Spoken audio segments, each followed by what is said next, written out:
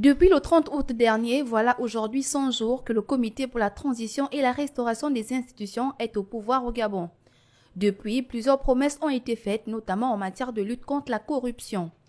100 jours plus tard, on dénombre 7,2 milliards de francs CFA saisis en 24 heures, puis remis par le président de transition, le général de brigade Brice Clotaire Oligui-Nguema, au premier ministre de transition Raymond Donsima. Conservé dans un compte séquestré à BGFI Bank, cet argent pourrait servir au gouvernement pour des secteurs qui en ont le plus besoin, notamment l'éducation et la santé. Outre ce montant, on peut également citer la saisie de 144 véhicules acquis et détenus illégalement par les fonctionnaires gabonais. Une fois retrouvés, ces biens appartenant à l'État ont été redistribués à l'administration publique.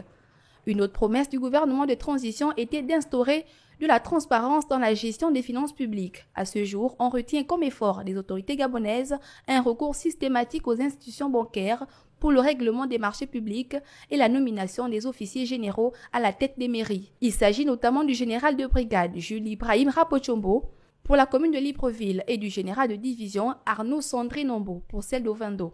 Enfin, l'un des objectifs stratégiques du Comité pour la transition et la restauration des institutions en matière de lutte contre la corruption était de rendre effective la déclaration des biens de tous les hauts fonctionnaires d'État. 100 jours après, des efforts ont été faits dans la lutte contre la corruption au Gabon. Des efforts qui devraient encore être accentués pour éradiquer, couper définitivement le mal à la racine.